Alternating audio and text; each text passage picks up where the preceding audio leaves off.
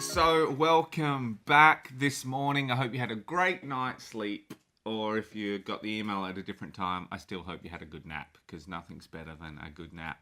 I want to talk about pop culture, and really, I started thinking about my own life and thinking about when I was a kid, the kind of TV shows I would watch. It would be old school cartoons like Mask or Defenders of the Universe with He-Man and She-Ra. And then I started thinking about the journey of TV shows, and I started watching Simpsons, and then it goes from Simpsons to things like Sopranos, and then what we see throughout time is this gradual escalation of what is culturally acceptable. So now, where a few years ago the family show to watch would be something like MASH, where now we find ourselves in a day where the family show to watch is something like Game of Thrones, which is completely different in its context and the kind of stuff that you will see and watch on that program. And, it's true of things like video games too. It used to be like Mario Brothers, friendly plumbers jumping on turtles and Goombas. And then it went to games like Street Fighter, and, now we find ourselves at Call of Duty and games like Grand Theft Auto. And these games are really offensive, really. But we don't notice the offense because it's been a gradual slip in what we see as our society, our cultural values.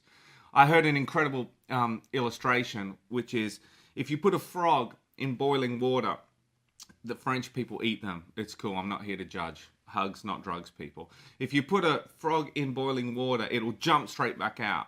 But if you put a frog in lukewarm water, then turn up the heat, what happens is the frog doesn't even notice, and before it realizes it, it's on your plate and you're eating it.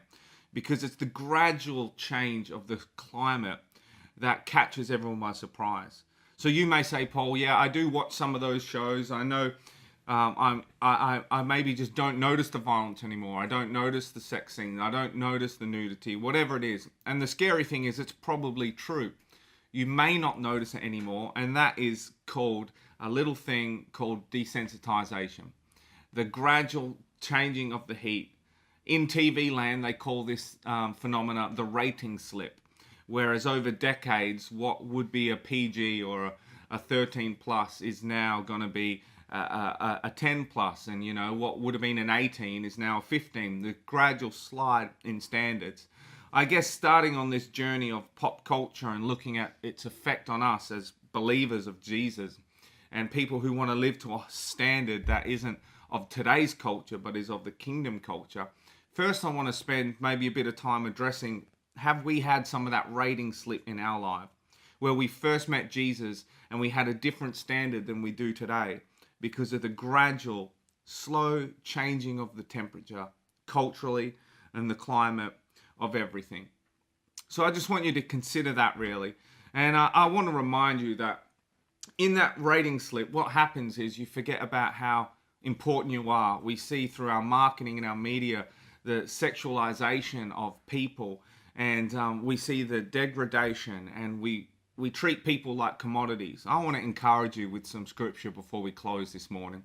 That is Psalm 139 verse 14 reminds us that actually we are fearfully and wonderfully made. And I love what 1 Corinthians 6 verse 20 says.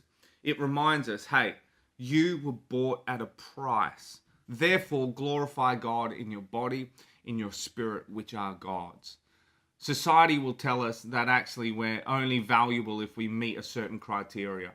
That we may feel like products on shelves waiting to be purchased by the right people.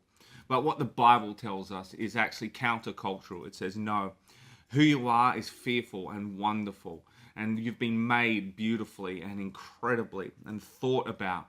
And not only that, you're not a product on a shelf waiting to be bought, that you've actually been bought already. And the price that was paid for you was the highest price of all. That was Jesus Christ on a cross. You're worth it.